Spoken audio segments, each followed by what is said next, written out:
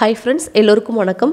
இனியவள் இல்லத்துல இன்னைக்கு என்ன பார்க்க போறோம்னா சத்து மாவு கஞ்சி குழந்தைகளுக்கு எப்படி பண்றது அப்படிங்கறத தான் பார்க்க போறோம். நம்மளோட சேனல்ல இந்த சத்து மாவு எப்படி prepare பண்ணலாம்ன்ற வீடியோ ஆல்ரெடி போஸ்ட் பண்ணிருக்கேன். வேணும்னா அதோட லிங்க் நான் description boxல கொடுக்கிறேன், செக் பண்ணி பாத்துக்கோங்க. இந்த சத்து மாவு கஞ்சி பாத்தீங்கன்னா 8 மாசத்துக்கு மேல உள்ள குழந்தைகளுக்கு கொடுக்க ஸ்டார்ட் பண்ணுங்க. ஏனா இதுல வந்து நம்ம நிறைய தானிய வகைகள், பாதாம், முந்திரி, ஏலக்காய் இதெல்லாம் சேர்த்துருக்கோம். ஸோ குழந்தைங்களுக்கு வந்து டைஜஷன் ஆகணும். அது மட்டும் இல்லாமல் குழந்தைங்களுக்கு நீங்கள் இந்த கஞ்சி கொடுக்குறப்போ ஃபஸ்ட்டு கொடுக்குறப்போ ஒரு 3 டீஸ்பூன் 4 டீஸ்பூன் கொடுத்து பாருங்கள். குழந்தைங்களுக்கு இது செட் ஆகுதா இல்லை அதனால் ஏதாவது அலர்ஜி ஆகுதான்னு பார்த்துட்டு நீங்கள் கொடுக்க ஸ்டார்ட் பண்ணுங்கள். இப்போ வந்து நான் 1 டேபிள் ஸ்பூன் அளவுக்கு சத்து மாவு எடுத்திருக்கேன். அதுக்கு 1 கப் அளவுக்கு தண்ணி சேர்த்துக்கிறேன். இது வந்து கட்டி இல்லாமல் நல்லா கரைச்சிக்கோங்க. உங்களுக்கு தண்ணியாட்ட நீங்கள் மாவு கரைச்சாதான் உங்களுக்கு வந்து கஞ்சி கிண்டுறப்போ அடி பிடிக்காமல் நல்லா உங்களுக்கு வெந்து வரும். ஸோ இப்போது அடுப்பை ஆன் பண்ணிக்கிறேன்.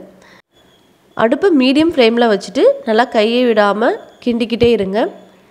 கொஞ்சம் லைட்டாக சூடானதுக்கப்புறமா லோ ஃப்ளேமில் வச்சுக்கோங்க. இல்லைனா உங்களுக்கு அது வந்து கஞ்சி வந்து கெட்டி ஆகிடும். ஸோ கையை எடுக்காமல் இந்த ஸ்டேஜில் நல்லா கிண்டிக்கிட்டே இருங்க. உங்களுக்கு அந்த மாவு நல்லா வெந்து வரணும்.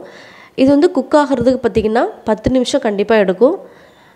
ஏன்னா குழந்தைங்களுக்கு வந்து நல்லா வேக வச்சு கொடுத்தா தான் ஈஸியாக உங்களுக்கு டைஜஷன் ஆகும். இதில் வந்து நம்ம எல்லா தானியங்களும் சேர்த்துருக்கோம். இப்போ பாருங்கள், மாவு நல்லா வெந்து வருது. சைடெல்லாம் பாருங்கள், உங்களுக்கு தெரியும். ஸோ இந்த ஸ்டேஜில் நல்லா கட்டி பிடிக்காமல் நல்லா கலந்து விட்டுட்டே இருங்க. சத்து மாவு பாருங்கள் வெந்து ஒரு கஞ்சி பதத்துக்கு திக் கன்சிஸ்டன்சியாக வருது பாருங்கள். ஸோ இந்த ஸ்டேஜ் வர வரைக்கும் நல்லா நீங்கள் கிண்டிக்கிட்டே இருக்கணும்.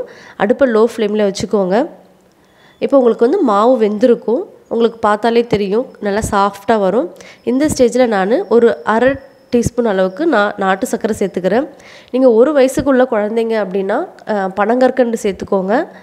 1 வயசுக்கு மேலே உள்ள குழந்தைங்களுக்கு நாட்டு சர்க்கரை சேர்த்துக்கலாம். கொஞ்சமாக அந்த ஸ்வீட் டேஸ்ட்டுக்காக சேர்த்துக்கோங்க. ஸ்வீட் பிடிக்காத குழந்தைங்களுக்கு நீங்கள் சால்ட்டு கூட ஆட் பண்ணிக்கலாம். அவ்வளோதான், நமக்கு கஞ்சி வந்து பதத்துக்கு வந்தாச்சு, திக் கன்சிஸ்டன்சி ஆகிடுச்சு. இந்த ஸ்டேஜில் அடுப்பை ஆஃப் பண்ணிவிட்டு ஒரு பவுலுக்கு ட்ரான்ஸ்ஃபர் பண்ணிக்கிறேன். இந்த கஞ்சி பார்த்திங்கன்னா 8 மாதத்துலேருந்து நீங்கள் குழந்தைங்களுக்கு கொடுக்க ஸ்டார்ட் பண்ணலாம். உங்கள் குழந்தை சரியாக சாப்பிட மாட்டுறாங்களா இல்லை ஒல்லியாக இருக்காங்கன்னு நீங்கள் ஃபீல் பண்ணுறீங்களா, அப்போ கண்டிப்பாக இந்த கஞ்சி ட்ரை பண்ணி பாருங்கள். நல்லாவே வெயிட் கெயின் ஆகும். இந்த வீடியோ உங்களுக்கு பிடிச்சிருந்தா லைக் பண்ணுங்கள். இந்த கஞ்சி ரெடி பண்ணி பார்த்துட்டு உங்களுடைய ஃபீட்பேக்கை கமெண்ட்லையும் கூட ஷேர் பண்ணுங்கள். இன்னொரு இன்ட்ரெஸ்டிங்கான வீடியோவில் உங்களை சந்திக்கிறேன் ஃப்ரெண்ட்ஸ். By, take care.